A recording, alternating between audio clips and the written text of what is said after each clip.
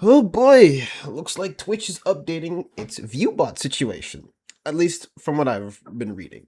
And I took this topic today because it's one of those things that's very, very fascinating to me, especially like why people view bot and why bots are so prevalent.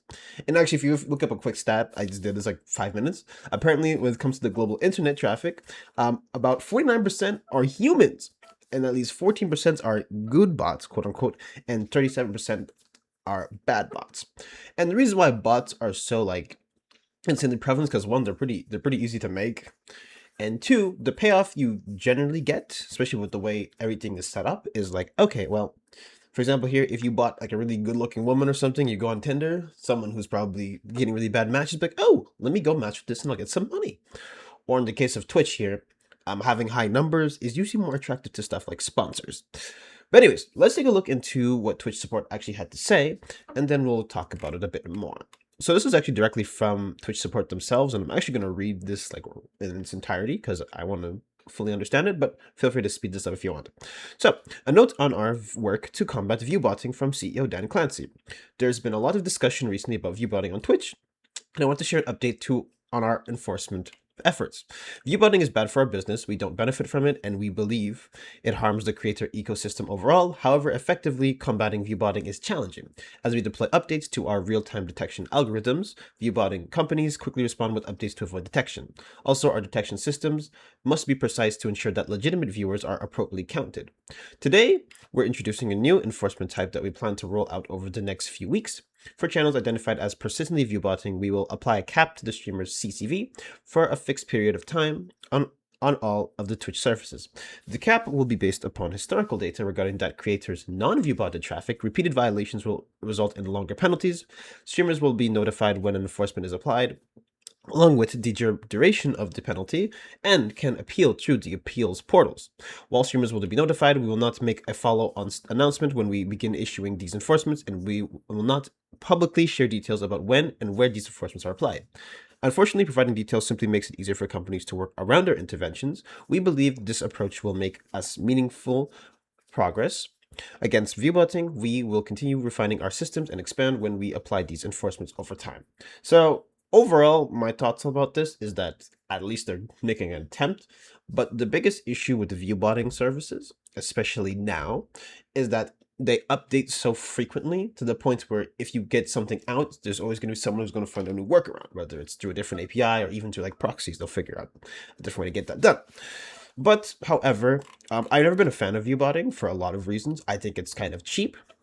I think it's kind of a waste, especially when it comes down to actual engagement. Because for example, if you ever had like a stream about maybe like 10 people and you have those 10 people engaging, I think it's a lot more fun than just having a bunch of bots in the chat. But that's just a personal note. Anyways, so there's a reason why it's pretty bad, and so the big reason that I want to say that botting is bad is because you're essentially shutting out a lot of potential viewers. And because on certain platforms, if you look at like Twitch's interface, discoverability is not that great. Okay, on most social media sites, it's really bad.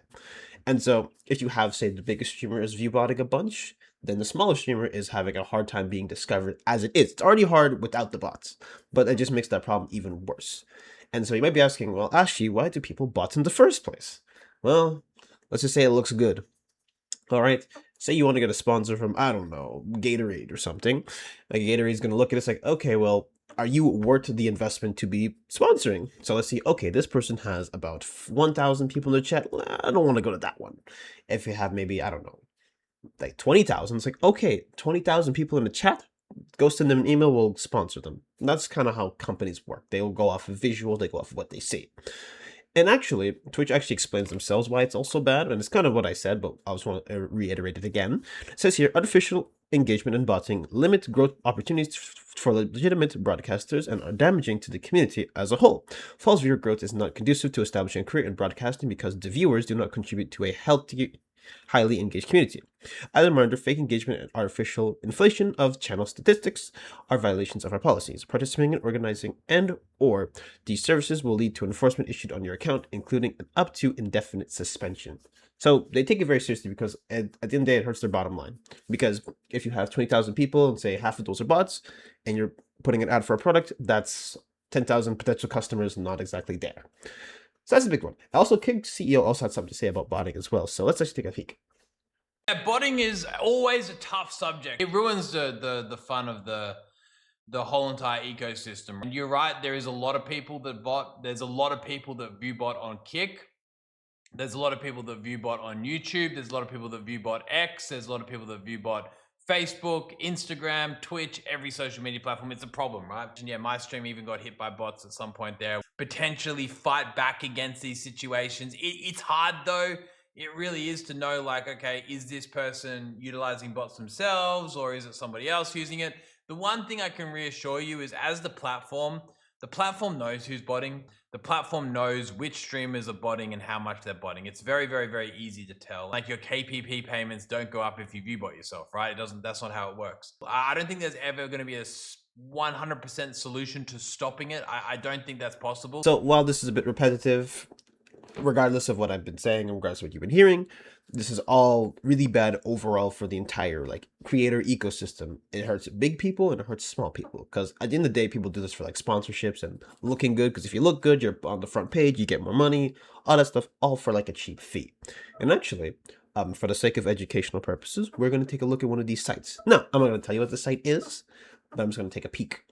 As if you actually go on it, you can see here that, oh, you can go to Twitch and you can go buy particular like subscriptions. Or not subscriptions, you can pay for amount of bots or whatever in a certain amount of time, and you have premium, you have all that, and you can see it's no for like someone who makes decent money, it's not that expensive. If you want to get like 100 people, it's, I don't know, it's like $2 and all of that. But another big thing, at least especially for sponsors, is that say you're trying to sponsor, I don't know, a watch or something, or like Gatorade, all right? Gatorade's gonna see you have, okay, the one person with 1,000 viewers, let's not sponsor them because they're not worth the investment. But if you have 20,000, oh, guess what? I'm gonna sponsor them instead. But say half of those people are botted, that's 10,000 people that are not potential customers. So overall, it hurts everybody, but it's such a big problem to the point where it doesn't get cracked down on that much.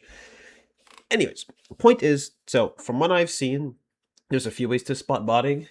And the obvious one is, of course, if the person on stream gets caught doing it, obviously, especially if you see any form of link or an email, because a lot of Twitch streamers are really bad at hiding their screens, you'll see that happens quite often.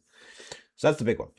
And the second one that I've noticed is that if you look at like the way the viewers like spike.